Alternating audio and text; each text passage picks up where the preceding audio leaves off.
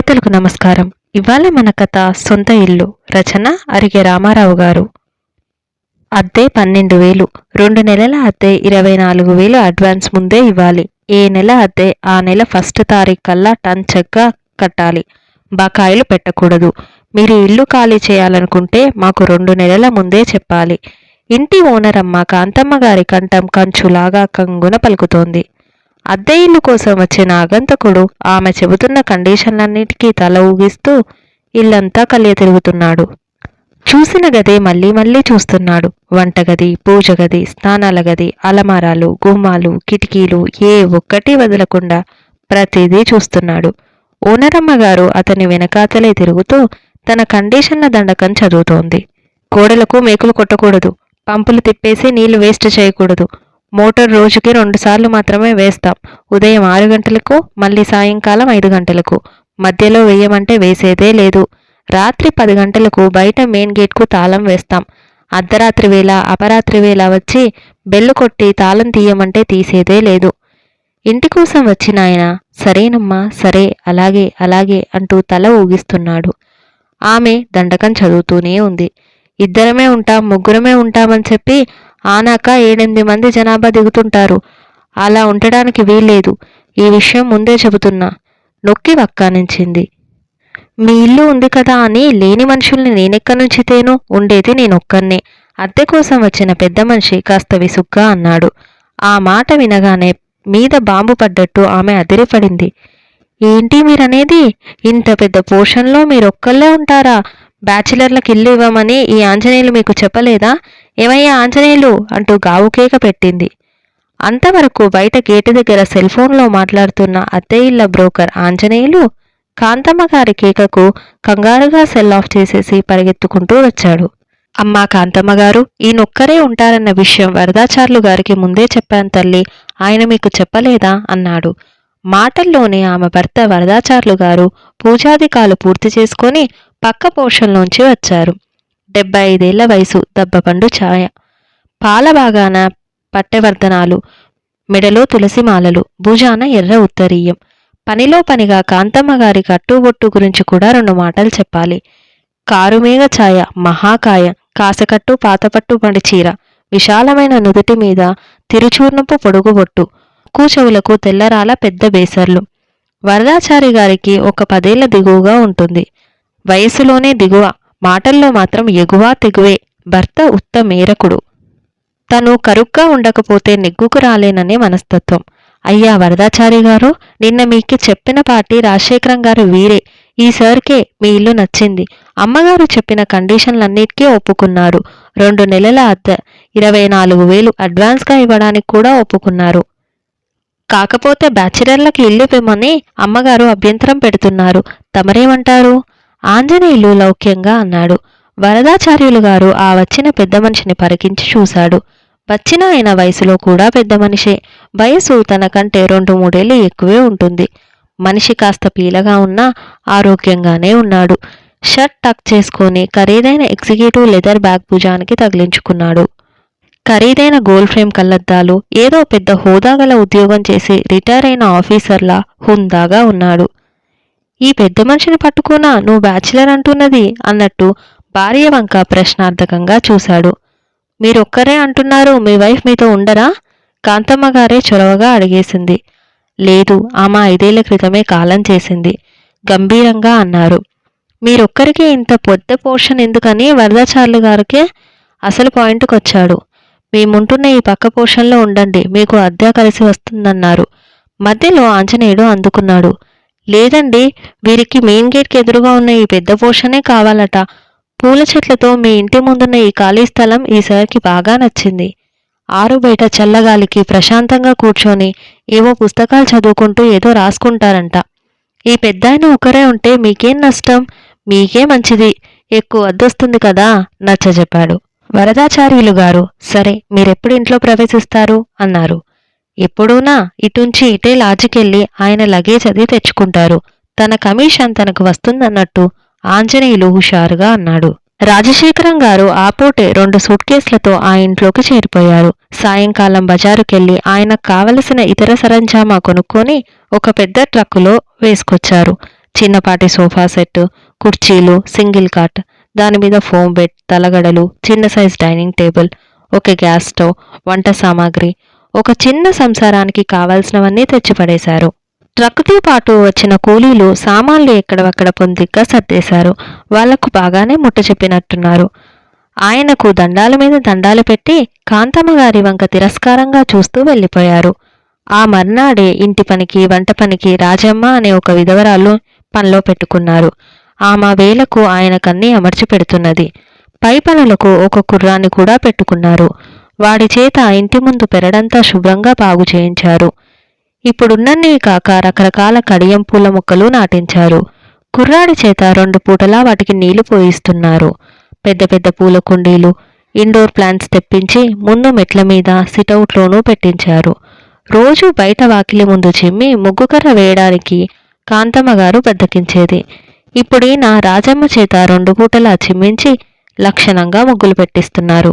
వచ్చిన వారం రోజులకే ఇంటి రూపురేఖల్ని పూర్తిగా మార్చేశారు. మల్లెపువ్వు లాంటి తెల్లటి దుస్తులు ధరించి రోజు 2 పూటలా ఇంటి ముందు ఆరుబయట చల్లగాలిలో టీవీగా దర్జాగా పచార్లు చేయడం మొదలుపెట్టారు.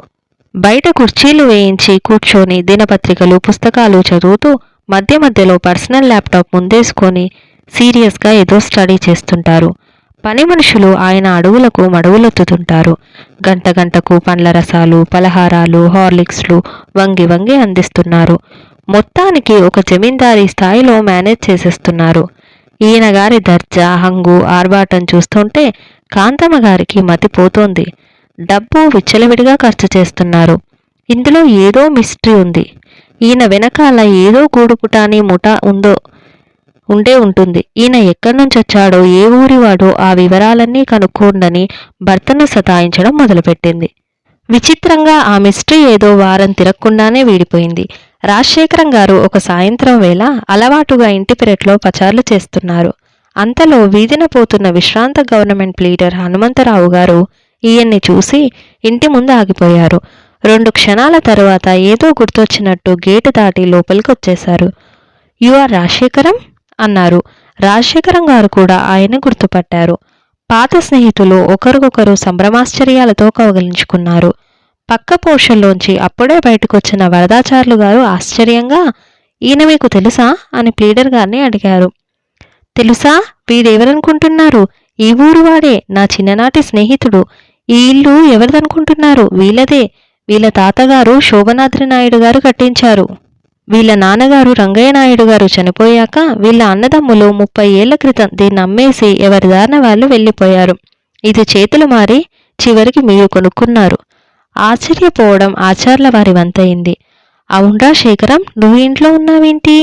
ఈయనగారు మా ఇంట్లోకి అద్దెకు దిగారు. Is it? What a wonder! ఇన్నేళ్లకు, అందున ఈ వయసులో నీవు ఊరికి రావడం ఏంటి? నువ్వు పుట్టి పెరిగిన నీ సొంత ఇంట్లోనే అద్దెకు దిగడం ఏంటి? ఇదంతా ఏదో సినిమా కథలాగా విచిత్రంగా ఉందే. ప్లీడర్ గారు తెగ ఆశ్చర్యపోయారు. ఎప్పుడు వచ్చిందో కాంతమ్మ గారు వీళ్ళ మాటలన్నీ వింది. మీరు నాయుల్లా, ఈ ఆంజనేయులుగాడు మాకా మాట చెప్పనేలేదే అంది. ఆమె బాధ ఆమెది. ఆ బాధ ఏంటో గ్రహించిన రాజశేఖరం గారు, అమ్మా కాంతమ్మ గారు, మరేం బాధపడకండి. మేం నాయుళ్ళమే అయినా నేను 25 ఏళ్లుగా పూర్తిగా మాంసాహారం మానేశాను. ఆమ్లెట్ కూడా తినను. ఇక శుచి శుభ్రానికొస్తే ఈ 10 రోజులుగా మీరు చూస్తూనే ఉన్నారుగా అన్నాడు. ఈ మాటతో ఆమెకున్న అనుమానాలన్నీ పటాపంచలైపోయాయి. గుండెల మీద బరువు దింపేసినట్లే ఆయన వంక ప్రసన్నంగా చూసింది. హనుమంతరావు గారు, అదేంట్రా, చిన్నప్పుడు నువ్వు కోళ్ళు లేపేసేవాడివి కదరా. మీ ఇంట్లో నేనెన్నోసార్లు గారెలు, కోడి మాంసం తిని మా నాన్న చేతిలో చావు దెబ్బలు తిన్నాను కదరా నవ్వుతూ అన్నాడు. అందుకాయన ఒక చిరునవ్వు నవ్వి ఊరుకున్నాడు. స్నేహితుడన్న మాటకి తేలిగ్గా ఒక చిరునవ్వుతో ఇప్పుడు సరిపుచ్చుకున్నాడు గాని తన తిండి విషయంగా కోడళ్ళనే మాటలను, వాళ్ళ చేష్టలను అంత తేలిగ్గా సరిపుచ్చుకోలేకపోయేవాడు. ఇంటికొచ్చే చుట్టుపక్కల వాళ్ళు, ఫ్రెండ్స్, అదేంటి మీ బావగారు నాన్ వెజ్ తినరా అని ఆశ్చర్యంగా అంటే, అదొక షో, మిగతావన్నీ బాగానే లాగిస్తారు. ఈయనగారొక్కరి కోసం వేరే కాయగూరలు వండలేక మేం చేస్తున్నాం. ఇలా ఆరోగ్య సూత్రాలన్నీ పాటించి మరింకెన్నాళ్ళు బ్రతకాలనో, మమ్మల్ని చంపడానికి కాకపోతే అంటూ సూటిపోటి మాటలతో దొప్పిపొడిచేవాళ్ళు. భార్య జానకి బ్రతుకున్నన్న రోజులు తన ఆహారాది ఆరోగ్య సూత్రాలకి సహకరించేది. మీతో పాటే నేను అని తాను కూడా శాకాహారిగా అలవాటు పడిపోయింది. ఇంట్లో కొడుకు కోడళ్ళు వాళ్ళ పిల్లలందరికీ నాన్ వెజ్ అంటే ప్రాణం. సండేలు, బర్త్డేలు, మ్యారేజ్ డేలు వస్తే చాలు రకరకాల నాన్ వెజ్ స్పెషల్ ఐటమ్స్ చేసుకుంటారు.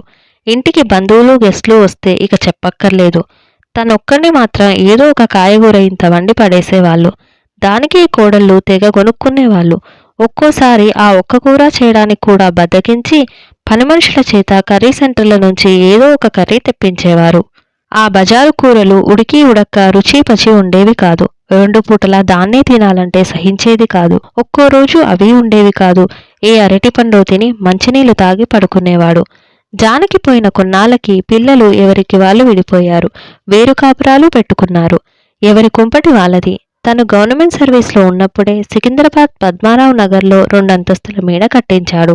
వేరు కాపురాలు పెట్టిన తర్వాత చిన్నవాడు కింద పెద్దవాడు పైన ఉంటున్నారు. తనను పెంట్ హౌస్కి పంపించేశారు. తన తిండి తిప్పల సంగతి కోడళ్ళిద్దరూ వారానికొకరుగా పంచుకున్నారు. దానికి కూడా కోడళ్ళు ఒక సులువైన పద్ధతి కనిపెట్టారు. కింద స్విచ్ నొక్కగానే పైన పెంట్ హౌస్లో బెల్ మోగేది. ఆ మోత వినగానే తాను ప్లాస్టిక్ తాడు కట్టిన వైర్ బుట్టని కిందికి జారవిడవాలి. స్టీల్ డబ్బాల్లో టిఫిను, అన్నం, కూరలు అవి పెట్టి చిన్న ఫ్లాస్క్లో కాఫీ టీ పోసి ఆ వైర్ బుట్టలో పెట్టి మళ్ళీ బెల్ కొట్టేవాళ్ళు. అది విని తను వైర్ బుట్టని పైకి లాక్కునేవాడు. కరెంటు కోతలకు భయపడి ఇన్వర్టర్ పెట్టించాడు కాబట్టి సరిపోయింది. అది లేకపోతే గంటేదైనా మోగించేవాళ్ళేమో. తనొక్కడి తిండి కోసం ఎన్ని తిప్పలు వచ్చిపడ్డాయిరా భగవంతుడా అని నిట్టూర్చేవాడు. ఎందుకు జానకి నాకంటే ముందు వెళ్ళిపోయావు? పుణ్యస్త్రీగా నువ్వు ముందు వెళ్ళిపోవాలని ఎప్పుడూ అనేదానివి. నేనీ తిప్పలు పడ్డానికేనా అని తనలో తానే గొనుక్కునేవాడు. కోడళ్ళన్నట్టు ఏ పని పాట లేకుండా ఇంట్లో కూర్చొని వాళ్ళు పెట్టే తిండి సుష్టిగా తిని మరీ పుష్టిగా బలిసిపోతున్నామేమోనని ఈ మధ్య భయం పట్టుకుంది. తరచూ ఇది ఒక బ్రతుకేనా అనిపిస్తోంది. అందుకే కొన్నాళ్ల పాటు ఊర్లు తిరిగొద్దామనిపించింది. యాత్రలు, పుణ్యక్షేత్రాల మీద తనకంత ఇది లేదు. వేరే ఊర్లకు వెళ్లే బదులు తను పుట్టి పెరిగిన సొంత ఊరికే వెళ్దాం అనుకున్నాడు. ఫ్రైడో ఎవరో మనస్తత్వవేత్త చెప్పినట్టు తన సొంత ఇల్లు, సొంత ఊరు, చిన్నప్పుడు పెరిగిన వాతావరణం, అప్పుడు జరిగిన చిన్న చిన్న సంఘటనలే ఈ మధ్య తరచూ కలల్లో కనిపిస్తున్నాయి. దేవుడి దయ వల్ల డబ్బుకి దిగలేదు. నెల నెల భారీగానే పెన్షన్ ముడుతుంది. పైగా బ్యాంకు డిపాజిట్ల మీద వచ్చే వడ్డీలు బాగానే జమ ఉన్నాయి. ఇదంతా మూటకట్టి ఈ కొడుకులకు కోడలకు ఎందుకు ముట్ట చెప్పడం? కొడుకులు ఎవళ్లకు వాళ్ళు ఇబ్బడి ముబ్బడిగా సంపాదించుకుంటూ దర్జాగా సుఖంగానే ఉన్నారు. బ్రతుకు పొద్దు జారిపోతున్న ఈ చివరి రోజుల్లో తనకి నచ్చిన చోట సొంత గూట్లో ఈ పంజరం బందిఖానాలోంచి ఎగిరిపోయి స్వేచ్ఛావిహంగంలాగా హాయిగా ఆనందంగా ప్రశాంతంగా బ్రతికేద్దాం అనిపించింది రాజశేఖరానికి. అందుకే పుట్టి పెరిగిన సొంత ఊరికే ప్రయాణం కట్టాడు. ఇంటర్నేషనల్ కాన్ఫరెన్స్ కాల్ పెట్టి అమెరికాలో ఉంటున్న మూడో కొడుకు, ఢిల్లీలో ఉంటున్న చిన్న కూతురుతో సహా అందర్నీ సమావేశపరిచి పిల్లలు నేను కొన్నాళ్ళు ఊర్లన్నీ చుట్టొద్దామనుకుంటున్నా అని చెప్పాడు. సొంత ఊరు అనే మాట మాత్రం గోప్యంగా ఉంచాడు. ఎందుకో చెప్పాలనిపించలేదు. ఎవరూ అభ్యంతర పెట్టలేదు. అదేదో సినిమా పాటలాగా నానా నీవెక్కడున్నా నీ సుఖమే మేము కోరుకుంటున్నది అందరూ కోరస్ అన్నారు. వైరబుట్ట కోడళ్ళిద్దరూ మాకీ పీడ విరగడైతే చాలనుకున్నారు. మీ ఆరోగ్యం జాగ్రత్తగా చూసుకోండి మామయ్య గారు అన్నారు. లోపల సంతోషాన్ని బయటికి కనిపించనీయకుండా దిగులుగా సాగనంపుతున్నట్లు పంపించేశారు. ఇక మనవళ్ళు మనవరాళ్ల సంగతంటారా? తాతయ్య అంటూ వెంటపడే వయసు వాళ్ళెప్పుడో దాటిపోయారు. వాళ్ళు కాలేజీ చదువులు, వాళ్ళ ల్యాప్టాప్లు, ఫేస్బుక్లు వాళ్ళకుండనే ఉన్నాయి. అదిగో అలా చిన్నప్పుడెప్పుడో జారవిడుచుకున్న బాల్యాన్ని వెతుక్కుంటూ పుట్టి పెరిగిన సొంత ఊరికే చేరుకున్నాడు రాజశేఖరం. లక్కీగా తాను పుట్టి పెరిగిన సొంత ఇంట్లోకే అద్దెకి దిగాడు. అనుకోకుండా తన చిన్ననాటి స్నేహితుడు ఈ హనుమంతరావు కనిపించాడు. జీవితంలో ఇంతకంటే అదృష్టం, థ్రిల్లింగ్గా మరింకే ఉంటుంది? జీవితం ఎప్పుడు ఏ మలుపు తిరుగుతుందో ఎవరికీ తెలియదు. ఈ మలుపు తనకు మరో గెలుపు. 80 ఏళ్ల క్రితం తన తాత కట్టించి అన్యాక్రాంతమైన ఇంట్లో అడుగుపెట్టగానే గుండె నిండా కొత్త ఊపిర్లు పీల్చుకున్నాడు రాజశేఖరం. దీనికి తోడు తన చిన్ననాటి స్నేహితుడు తోడు దొరకగానే తనకు కొత్త జవసత్వాలు వచ్చాయి. సరిగ్గా ఇక్కడే ఈ కథ ఒక చిత్రమైన మలుపు తీసుకుంది. రాజశేఖరం గారికి ఇదొక గెలుపు మలుపు. అయితే ఆ ఇంటి ఓనరమ్మ కాంతమ్మ గారికి మాత్రం ఓటమి మలుపుగా మారింది. రాజశేఖరం గారికి అంతగా కొత్త ఊపిరి వచ్చి ఆ ఇంటి వీధివాకిలి దగ్గర నుంచి దొడ్డివాకిలి దాకా ప్రతి అంగుళాన్ని పరికిస్తూ పలకరిస్తూ అంత ఇదిగా స్వేచ్ఛావాయులు పీల్చేస్తుంటే కాంతమ్మ గారు మాత్రం అసలు గాలే స్తంభించిపోయినట్టు ఊపిరాడక తెగ ఉక్కిరిబిక్కిరైపోతోంది. ఇదేమిటండి ఈ పీడాకారం? ఫోన్లే నెలకు 12,000 అద్దిస్తూ ఇంటిని శుభ్రంగా శుచిగా ఉంచుకుంటారులే అనుకుంటే ఈ ఇంటికి తానే ఓనర్ అయినట్టు మనమే ఇంట్లో అద్దెకుంటున్నట్టు నా మీదే పెత్తనం చెలాయిస్తున్నాడేనా? తులసి కోటలో తులసం ఇలా వాడిపోయిందేంటి? 2 పూటలా ఉదకం వంపి దీపం పెట్టి పూజ చేయరా మీరు? మా అమ్మ ఉభయ సంధ్యలా గూట్లో దీపం పెట్టి పూజ చేసేది. ఆ రోజుల్లో తులసమ్మ నిండుగా కలకల్లాడుతుండేది. ఇదేంటి దొడ్డంతా చీకిరి బాకిరిగా పెట్టుకున్నారు? చెట్లకు పాదులు చేయించుకొని నీళ్లు పోసే పనిలేదా? వెనుక దొడ్డి తలుపుకి గడియపోతే బాగు చేయించుకోవడం కూడా తెలీదా? అటు సైడ్లో కోమట్ల వైపున ప్రహరీ గోడకి పై వరుసరాళ్ళు పడిపోతే దాన్ని బాగు చేయించుకోవడం కూడా తెలీదా? ఇంటికి సున్నాలు వేయించి ఎన్నేళ్ళయింది? ఇంటిని ఇలా పాడుపెట్టేశారు. నెల నెల అద్దెలు పోసుకోవడం తెలుసు కానీ ఇంటికి కలర్స్ వేయించుకోవడం తెలీదా అంటూ ఈయన గారిట్లా ప్రతిదానికి వంకలు పెడుతుంటే నేనే అద్దెకున్న దానిలా సంజాషులు చెప్పుకోవాలా? ఈయంతో నేను పడలేను బాబు అంటూ భర్త దగ్గర గింజుకుంటుంది. ఆచార్ల గారు అందుకు నవ్వేసి, అంతే కాంతం, పుట్టి పెరిగిన సొంత ఇంటి మీద మమకారాలు చంపుకోకపోతే ఇలాగే మాట్లాడతారు. మనము అర్థం చేసుకోవాలి అని భార్యని సముదాయిస్తుంటారు. మీకేమన్నా మతిపోయిందా ఏంటి? మనం లక్షలు పోసుకుంటే ఇంకా ఇది ఆయన సొంతిల్లంటారేంటి? దీర్ఘాలు తీసింది కాంతమ్మ. ఒకరోజు మాటల సందర్భంలో మీరు ఈ ఇంటిని ఎంత కొన్నారండి వరదాచార్యులు గారు అని అడిగాడు రాజశేఖరం. ఆయన సమాధానం చెప్పే లోపలే కాంతమ్మ గారు, ఇదెప్పుడో 80 ఏళ్ల క్రితం కట్టిందట. మాకు ఆ సంగతి తెలిసి చావక 10 ఏళ్ల కిందటే ఈ కొంపని 30 లక్షలు పెట్టి కొన్నాం అంటూ రాజశేఖరం గారి మీద ఉన్న అక్కసంతా వెళ్ళగక్కింది. ఆ మాటకు ఆయన నొచ్చుకున్నారు. మీ సొంత ఇంటిని పట్టుకొని దీపాలు పెట్టే వేళ కొంపాగింప అనకూడదు కాంతమ్మ గారు. ఈ ఊరికి ట్రిపుల్ ఐటీ వచ్చిన తర్వాత ఖాళీ స్థలాలు, ఇళ్ల రేట్లు విపరీతంగా పెరిగిపోయాయట.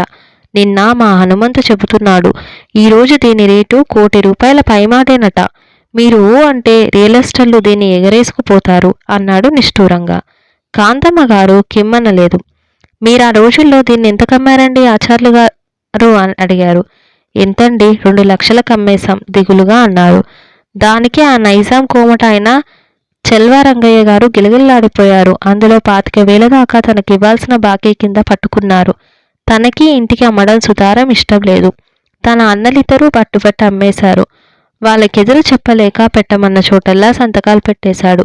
జ్ఞాపకాల్లోకి వెళ్లారు రాజశేఖరం.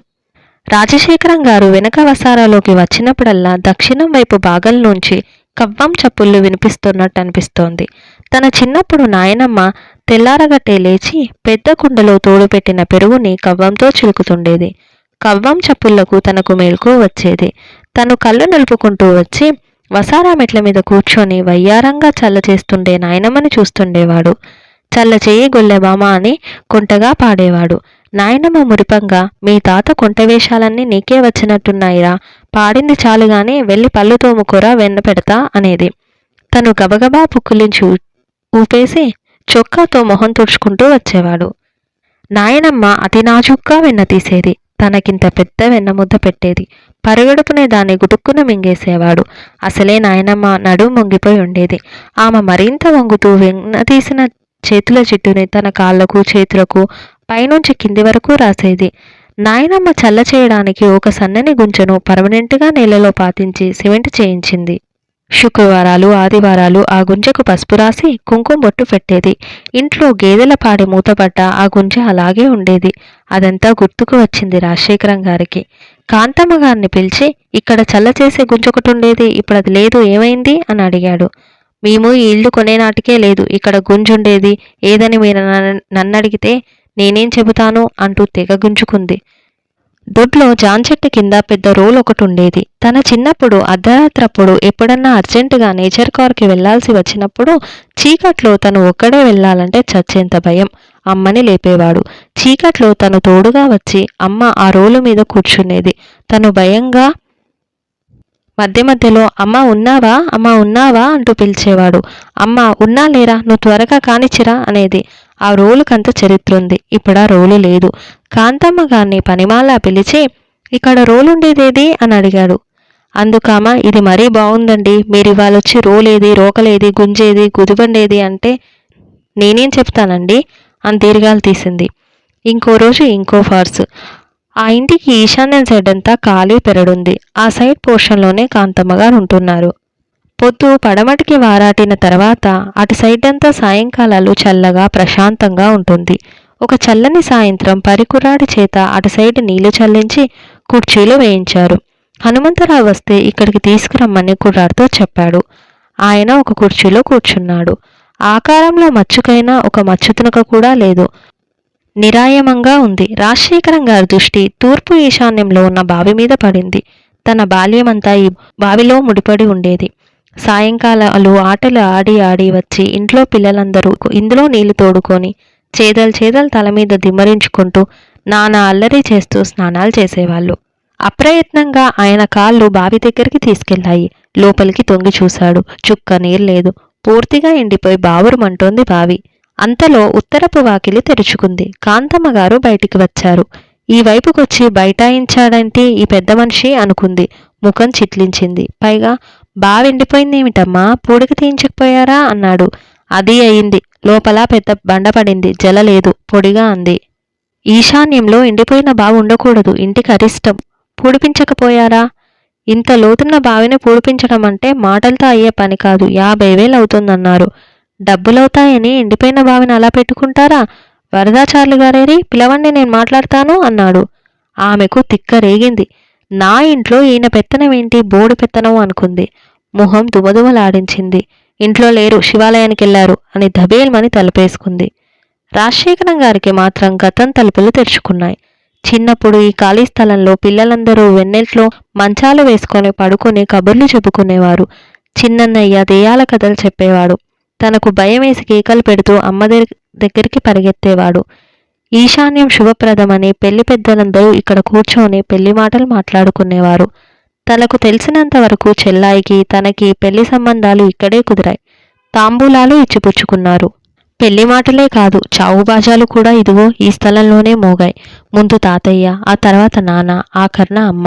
అదుగో ఆ గోడవార చెక్క కుర్చీలో పార్థివ దేహాన్ని కూర్చోబెట్టి ఈ బావి నీళ్లతోనే ఆఖరి చావు స్నానాలు చేయించారు. ఇదిగో ఇక్కడే పాడి కట్టారు. ఇక్కడి నుంచే శవయాత్ర ప్రారంభమైంది. సొంత ఊర్లో సొంత ఇంట్లో కన్నుమూశారు. ఎంత అదృష్టవంతులో! పద్మారావు నగర్లో ఇల్లు తన సొంత ఇల్లు కాదా? ఎందుకో తనకలా అనిపించడం లేదు. ఇదే తన సొంత ఇల్లు అనిపిస్తోంది. దీనితోనే తనకేదో ఆత్మీయ బంధం, ఆత్మబంధం ఉంది. ఏంటన్నయ్యా, నువ్వు చెప్పేది నిజమేనా? నాన్న ఇంట్లో ఉన్నవాడు ఉండకుండా వెళ్ళి ఆ ఊర్లో ఆ ఇంట్లో చనిపోవడం ఏంటి? న్యూజెర్సీ నుంచి రాజశేఖరం గారి మూడో కొడుకు ఫోన్లో తెగ చిరాకు పడిపోతున్నాడు. అవునరా, నాన్న చిన్ననాటి స్నేహితుడంట. ఎవరో హనుమంతరావు గారు 10 నిమిషాల క్రితం ఫోన్ చేసి చెప్పాడు. పైగా ఆ ఊర్లోనే తన దహన సంస్కారాలు జరిపించాలని నాన్న చివరి కోరికట. కాగితం ఒకటి రాసి ఆయన చేతికిచ్చాడట. ఈ ముసలోళ్ళకి పని పాటలుండవు. ఆఖరి కోరికలంటూ ఏదో ఒకటి రాసిపెట్టిపోతుంటారు. ఇంతకీ నేను ఎక్కడికి టికెట్ బుక్ చేయించుకోవాలి? విసుక్కుంటూ అడిగాడు.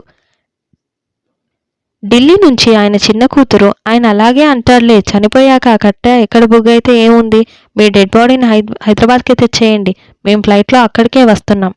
టక్కుమని ఫోన్ కట్ చేసింది. ఇంతకీ ఆ ఊర్లో ఏం జరుగుతోందంటే, ఇదెక్కడి పీడాకారం అండి, ఈ ముసలోడు అద్దెకంటూ వచ్చి మన ఇంట్లో చచ్చాడు, ముందే శవాన్ని బయట పడేంచేయండి బాబు. కాంతమ్మ గారు వరదాచార్యులు గారిని వాయించేస్తోంది. అమ్మా, అలా అనకూడదమ్మా అని హనుమంతరావు గారు ప్రాధేయపడుతున్నా గాని నేను అలాగే అంటా. కావాలంటే ఈ శవాన్ని తీసుకెళ్లి మీ ఇంట్లో పెట్టుకోండి. ఆయన మీద గైమని లేచింది. పుట్టి పెరిగిన సొంత ఇంటి మీద మమత చావక పాపం రాజశేఖరం గారి ఆత్మ ఆ ఇంటి చుట్టూ గిరికీలు కొడుతూ ఉంది. ఇంతటితో ఈ కథ సమాప్తం. ఈ వీడియో మీకు నచ్చినట్లయితే లైక్ చేయండి, షేర్ చేయండి, ఛానల్ని సబ్స్క్రైబ్ చేయండి. Thank you.